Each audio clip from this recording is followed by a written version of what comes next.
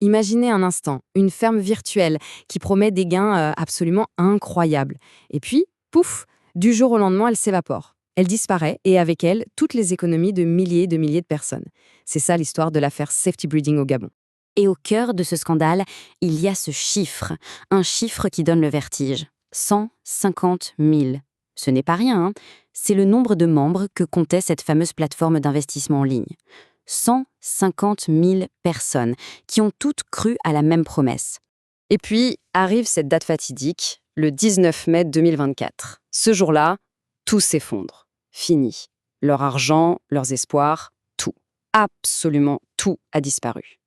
La plateforme, devenue inaccessible, comme ça, d'un coup. La question qui se pose, c'est comment est-ce possible? Comment est-ce qu'un simple zoo virtuel a pu déclencher un scandale d'une telle ampleur? Un scandale national? Bon, eh bien, c'est exactement ce qu'on va décortiquer ensemble. Allez, pour bien comprendre comment ça a pu marcher, il faut qu'on se penche sur le mécanisme. Tout commence en fait avec une promesse d'argent facile, quasi magique, grâce à des animaux miraculeux au sein de ce qu'ils appelaient le potager virtuel. Donc, Safety Breeding, qu'est-ce que c'était concrètement? Eh bien, c'était une plateforme en ligne où l'on pouvait acheter des animaux virtuels. Voilà, tout simplement.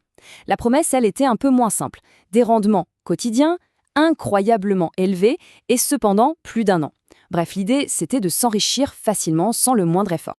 Et là, quand on regarde les chiffres, on comprend tout de suite le côté absurde de la promesse. Prenons un exemple, un crocodile virtuel. On l'achète 450 000 francs CFA et il est censé rapporter plus de 7,5 millions en un an. Ou encore mieux, le chameau. Pour 900 000 francs investis, la promesse c'était 18 millions. On parle de rendement qui, soyons clairs, défie absolument toute logique économique. D'ailleurs, face à des promesses pareilles, il y a un média, Gabon Media Time, qui a eu une réaction assez directe et sans appel. Ils ont titré « La bonne blague ». Et franchement, cette petite phrase, elle résume parfaitement à quel point tout ça semblait invraisemblable dès le départ. Mais attention, l'histoire ne s'arrête pas là. Juste avant de tirer le rideau et de disparaître, les organisateurs ont préparé un dernier coup, le piège final si on veut. Une dernière opération pour ramasser le plus d'argent possible. Et l'appât qu'ils ont utilisé cette fois-ci, c'était un pangolin. Et là, on a vraiment l'illustration parfaite de leur mode opératoire. Regardez bien. D'abord, étape 1. Ils annoncent une opération spéciale pour acheter un pangolin virtuel. Ensuite, étape 2. Ils inventent un prétexte. Ce pangolin serait, soi-disant, indispensable pour faciliter l'échange de points. Étape 3. Ils fixent un prix bien juteux, 200 000 francs CFA, et surtout, ils créent un sentiment d'urgence, il faut acheter vite. Et l'étape finale, bien sûr, le 19 mai, ils s'évanouissent dans la nature avec tout l'argent. Et le point vraiment crucial ici, c'est l'impact dévastateur de cette dernière manœuvre. La pression était immense. On a ce témoignage d'une victime qui explique que certains, ils se sont endettés jusqu'au cou.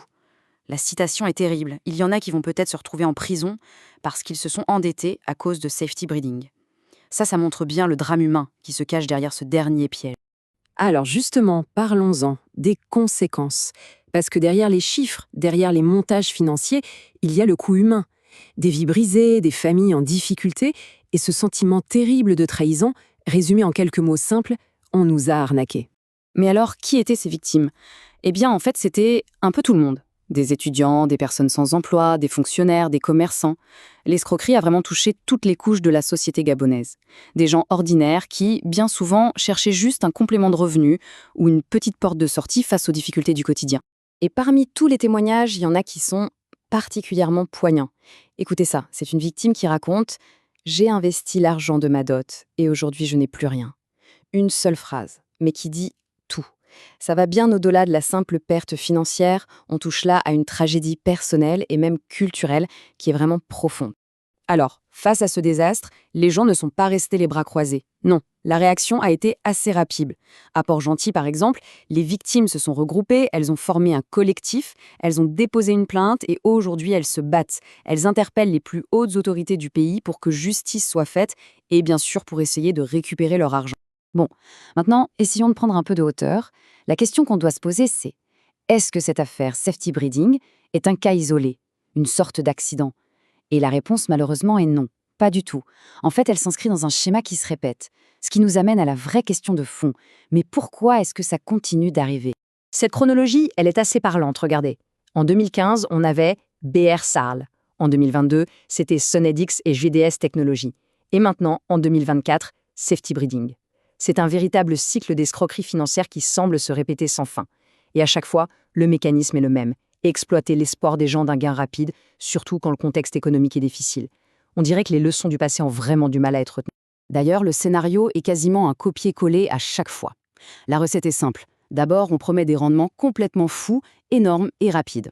Ensuite, on effectue quelques petits paiements au début pour mettre les gens en confiance. Ces premiers investisseurs, contents, en parlent autour d'eux et en attirent d'autres. C'est l'effet boule de neige. Et enfin, une fois qu'il y a assez d'argent dans les caisses, eh bien, les organisateurs se volatilisent. Et tout ça, ça nous amène à la question sans doute la plus difficile, la plus complexe de toute cette affaire. Une question qui d'ailleurs divise beaucoup l'opinion publique au Gabon. C'est tout simple. Au final, qui est responsable? En fait, il y a vraiment deux camps dans ce débat. D'un côté, on a les victimes, et c'est bien normal, qui réclament justice. Elles veulent que les escrocs, comme ce fameux promoteur Andrew Peterson, soient retrouvés et punis, et elles demandent de l'aide aux autorités. Mais de l'autre côté, une partie du débat public soulève la question de la responsabilité de chacun.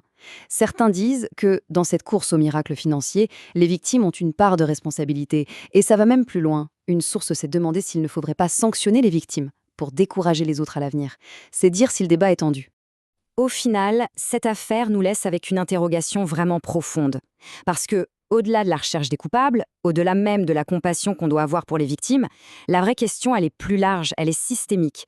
Qu'est-ce qu'il faudra faire, concrètement, pour qu'on puisse enfin, un jour, briser ce cycle infernal des escroqueries au Gabon ?